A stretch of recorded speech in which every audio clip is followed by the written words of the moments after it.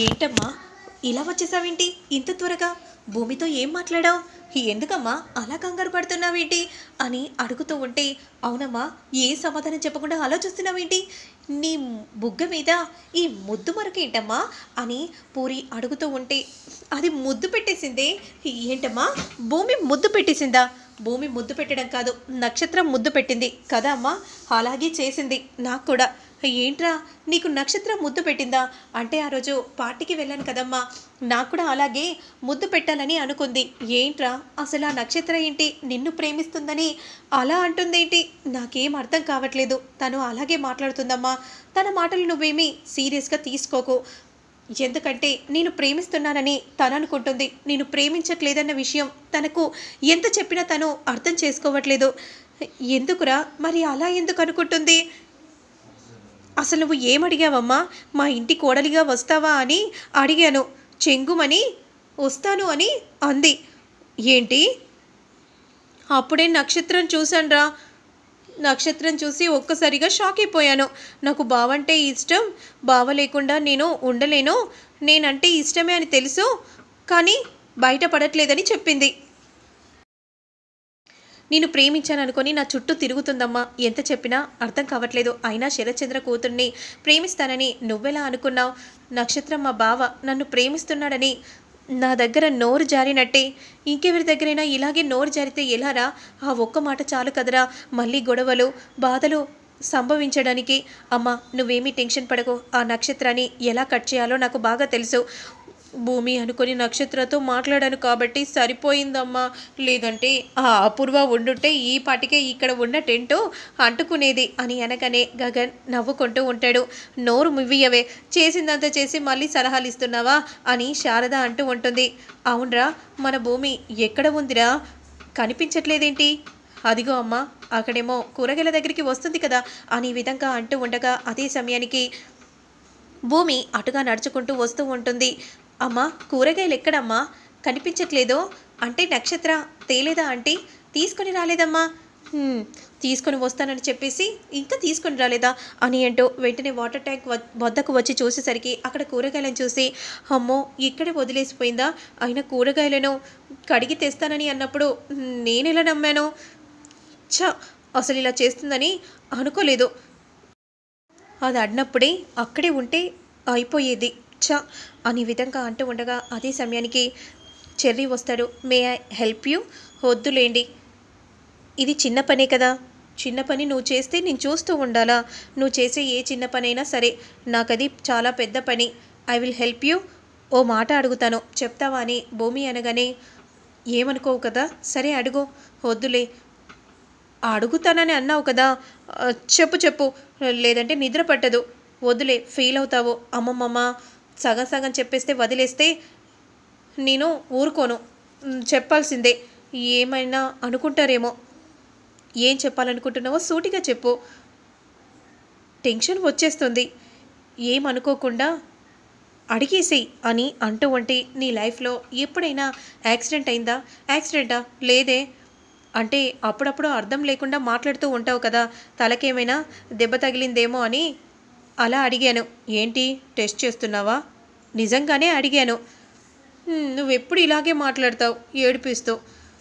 సరేలే అని అంటూ వెంటనే కూరగాయలు తీసుకొని వెళ్తూ ఉంటే, మువ్వ నేను కూడా కడుగుతున్నాను కదా, సరే కడగండి అని విధంగా అంటూ అలా ఇద్దరు కూడా కూరగాయలను కడిగేసి ఇక భూమి అక్కడ నుండి వెళ్తూ ఉంటే, అయ్యో భూమి నా చేత ఏ చిన్న పని కూడా చేయనివ్వదు ఏంటో అని విధంగా అంటూ భూమి వెళ్తూ ఉంటే వెనుక వైపే చెర్రీ వెళ్తూ ఉంటాడు. నిజంగా నా మువ్వ గ్రేట్ అని విధంగా అంటూ ముద్దులాడుతూ ఉంటాడు. ఇక మరోవైపు అందరు కూడా కూరగాయలు కట్ చేస్తూ ఉంటే మరొక వైపు మీరా భూమి అలా కట్ చేస్తూ ఉంటారు. ఇక శరత్చంద్ర కామ్గా సైలెంట్గా కూర్చొని ఉండడాన్ని చూసిన భూమి వెంటనే వెళ్ళి, ఏమైంది అంకుల్ అలా కూర్చున్నారేంటి? బోరుగా ఉందమ్మా, అందుకే ఇలా కూర్చున్నాను. ఎలాగో టైంపాస్ అయ్యే పనిని కూడా నువ్వు ఆపేసావు కదా. అంటే మీరు టైంపాస్ అవుతుందని అనుకుంటున్నారా? వెయిట్ చేయకూడదు. మన దగ్గర ఉన్న టైంని ఎప్పటికప్పుడు పాస్ చేసుకుంటూ వెళ్ళాలి. ఎంత బాగా చెప్పావమ్మా. సరే, ఇప్పుడు ఏం చేయాలి? ఎలా పాస్ చేయాలి? మనకు రానిదేదైనా ఉంటే నేర్చుకుంటే టైంని పాస్ చేస్తూ మనం పాస్ అయిపోవచ్చు. రండి మీకు ఈరోజు కూరగాయలు ఎలా కట్ చేయడమో నేర్పిస్తాను అనే విధంగా అంటూ తీసుకెళ్ళి కూరగాయలను కట్ చేపిస్తూ ఉంటే ఇక అప్పుడు వెంటనే గోరింటాకు అపూర్వతో, చూసావా అమ్మాయి, భూమి అల్లుడు గారిని ఎలా అల్లుకుపోతుందో. ఇందాక మీ అమ్మాయికి క్లాస్ టీచర్ లాగా చెప్పాను, మీ అమ్మాయి చూడు ఎక్కడ కనబడట్లేదు, బ్యాక్ బెంచ్ స్టూడెంట్ లాగా ఎక్కడో బేవర్స్లా తిరుగుతున్నట్టుంది. పిన్ని ఏం మాట్లాడుతున్నావు? చూడు నటించడమైనా నేర్చుకుంటుంది. నిన్ను చూస్తుంటే నాకు మండిపోతుంది పిన్ని. నెత్తి మీద ఏదైనా కొండ పెట్టేస్తే అది ఉడుకుతుందంట. నాకు సహనానికి కూడా అర్థం ఉంటుంది పిన్ని. ఎందుకు ఇలా మాట్లాడుతున్నావు? దాన్ని నువ్వు పరీక్షించకు. నేను కారం లాంటి దాన్నమ్మాయి. అయినా పరీక్షించే నేను ఇలా చేస్తానా?